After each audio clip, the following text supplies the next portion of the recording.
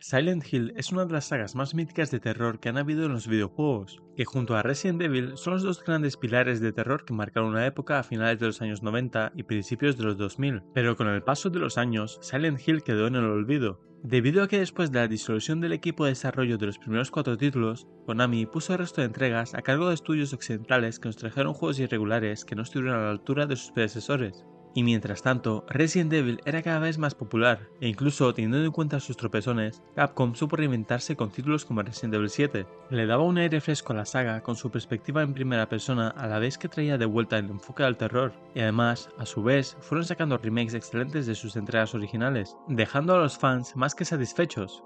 En cambio, Silent Hill canceló el aclamado PT y su último juego fue el Silent Hill Book of Memories de la PS Vita, considerado por muchos como el peor de la saga. No fue hasta principios de esta década que Konami decidió revivir sus sagas más queridas, Metal Gear Solid y Silent Hill, anunciando en el 2022 el desarrollo de dos nuevos juegos y el remake de Silent Hill 2. Además de eso, Konami anunció el lanzamiento de una serie interactiva llamada Silent Hill Ascension y una nueva película llamada Return to Silent Hill, la cual adaptaría la historia de James Adeland de Silent Hill 2, y la cinta sería dirigida por Christoph Gans, quien ya en el año 2006 dirigió la primera película de Silent Hill, la cual, a pesar de no ser muy fiel y romper muchas reglas del juego, era un producto decente teniendo en cuenta que se trataba de una película basada en un videojuego, un género caracterizado por ofrecer productos abominables. Así que muchos le decidimos dar un voto de confianza a esta nueva película, pero esta confianza se iba diluyendo a medida que se iba revelando más información acerca de la película. Un claro ejemplo de esto fueron las primeras imágenes oficiales, donde la caracterización de personajes parecía propia de un fanfilm o de cualquier cosplay improvisado, pero en realidad ese sería el menor de sus problemas, ya que con el estreno del primer tráiler pudimos ver mejor cómo se iba a retratar el Silent Hill 2 en esta nueva adaptación, y lo que se veía no era muy bueno. El CGI era bastante malo en muchas escenas. El casting de los personajes principales sirviaba bastante, y lo peor es que en el mismo tráiler se daban indicios de que la trama no iba a ser del todo fiel al título original, cosa que no siempre implique que esto sea malo, siempre y cuando los cambios tengan sentido y estén a la altura o incluso mejoren lo que estaba en el original, pero en este caso no ha sido así. Vayamos por partes.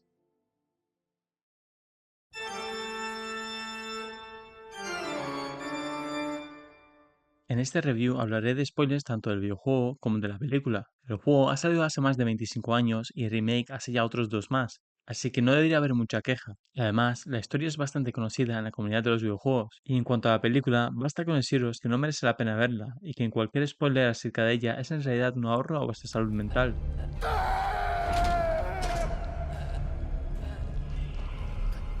Ya que si todavía no ha quedado claro, la película es un ñordo importante.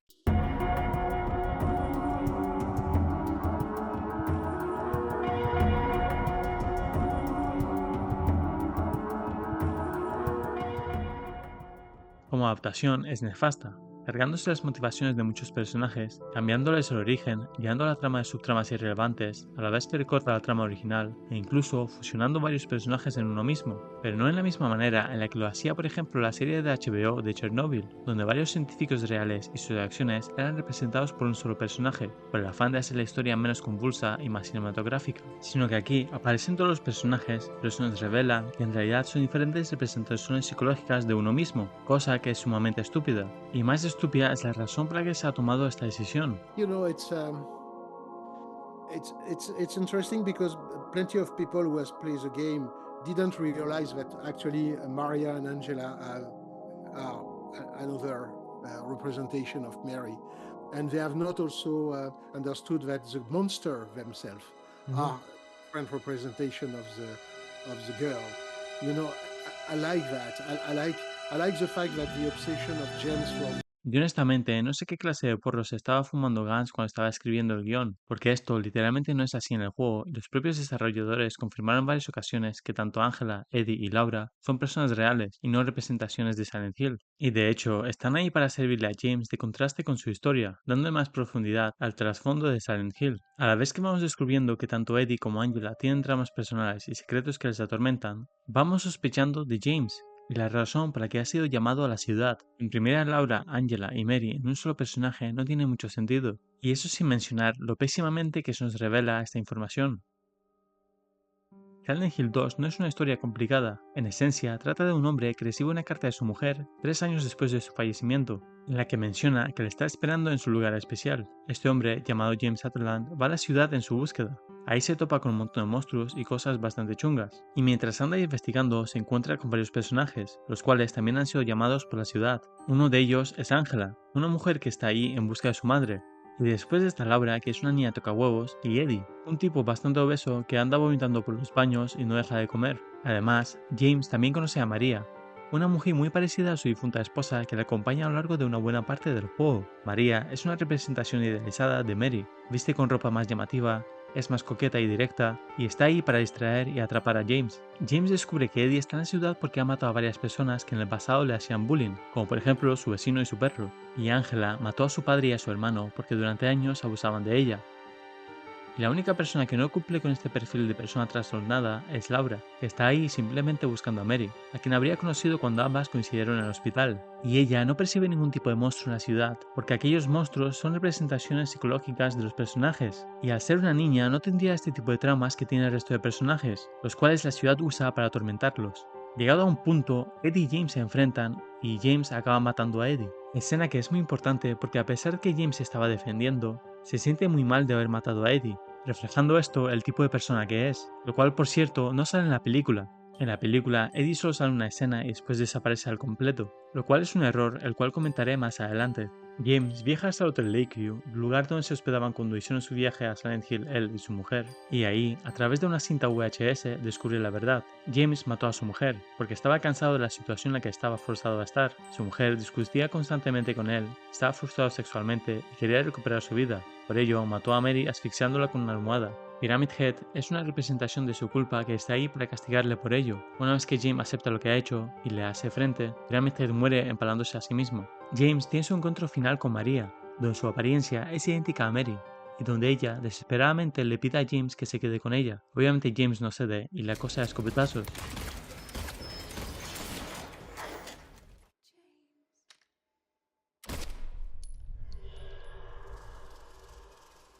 La historia está repleta de simbolismos y metáforas que hacen la obra única, y personalmente es uno de mis juegos favoritos. Ceñirse a adaptar la historia tal y como estaba planteada en el videojuego hubiese sido la decisión correcta, pero por alguna razón el director se empeñó en hacer cambios importantes y ninguno de ellos funciona. Ya mencioné el más grande, la fusión de Angela, Laura y Mary en un solo personaje, pero la cosa no se queda ahí. En el juego, Mary muere a causa de una enfermedad que no se llega a mencionar explícitamente, pero se da a entender que podía haber sido algún tipo de cáncer, haciendo que Mary se sienta muy frustrada a tener que morir joven por azares del destino. Mientras que en la película, el padre de Mary era uno de los líderes del culto de Silent Hill, y los miembros de ese culto se alimentaban literalmente de la sangre de Mary, incluso después de que su padre hubiese muerto. Este elemento de la trama solo sirve para enlazar esta película con los dos anteriores, algo que era completamente innecesario, ya que Silent Hill 2 es completamente anexo a la historia del culto que está en el Silent Hill 1 y 3. Mary decide huir de Silent Hill para escapar del culto, pero en su plan de escape se cruza con James, que va conduciendo por la carretera fumándose un porro. Sí, esto no me lo estoy inventando.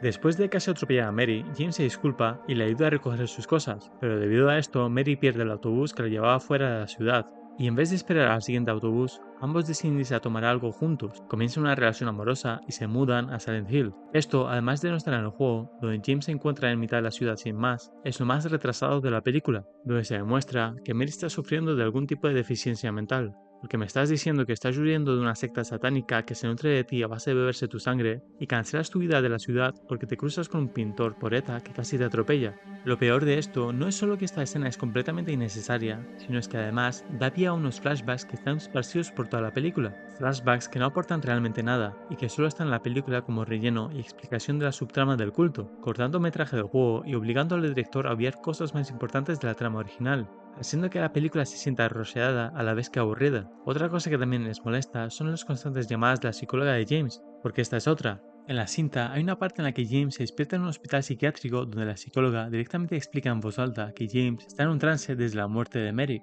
haciendo que todos los eventos ocurridos en Silent Hill pierdan su peso, ya que aparentemente solo han ocurrido en la mente de James. Además, hay un detalle que se me ha olvidado mencionar. En la película, James no batalla con prácticamente nadie. Al principio mata a un par de monstruos y ya está, pero no batalla ni con Pyramid Head, ni con Eddie, ni con María. En el enfrentamiento final, antes de lo que tendría que haber sido la pelea con María, James tiene un flashback donde en esta versión descubre lo que ha pasado realmente y después simplemente María muere y James se pira.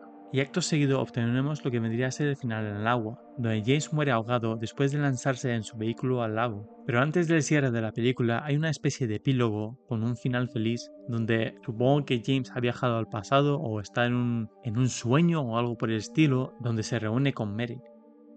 En fin, creo que la película es bastante mala, incluso si no estuviésemos hablando de una adaptación de un videojuego, simplemente por el hecho de que es bastante incoherente, no sabes lo que pasa, los personajes son una mierda. He mencionado muchos cambios que no me han gustado, que me han parecido una auténtica mierda, pero me he dejado muchos atrás. Por ejemplo, en la escena del videojuego cuando María muere a manos de Pyramid Head, en la película, es el propio James que después de descubrir de que él en realidad es Pyramid Head, decide matar a María, por pesada supongo. En fin, creo que es un mojón tremendo, no la veáis. Le tengo más respeto a Resident Evil porque a esas entregas, al menos si no te las tomas en serio, son entretenimiento barato que cumple con su función. El Return to Silent Hill, en cambio, se toma a sí mismo en serio y falla estrepitosamente. No entiendo la manía de Hollywood de adaptar historias cuyo fuerte es la trama para después pasarse el lore por el culo. Lo mejor que le puede pasar a día de hoy a una adaptación de un videojuego es que se separe al completo de la trama principal y cree algo nuevo, algo que sirva como complemento al universo de la franquicia, como por ejemplo lo está haciendo la serie de Fallout, donde se trata de una nueva historia que sucede en el universo de los videojuegos. Si la cosa sale mal, no importa, porque no estás arruinando algo que ya era bueno, y si sale bien, expandes el universo de lo que adaptas, porque de hecho, teniendo el remake de Silent Hill 2, no hay ninguna razón para tener una película de la misma trama,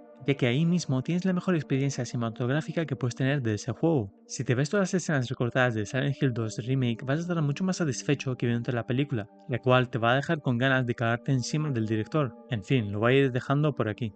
Dejadme vuestra opinión en los comentarios, dadle a me gusta, suscribiros al canal y compartid el vídeo. Nos vemos en la siguiente.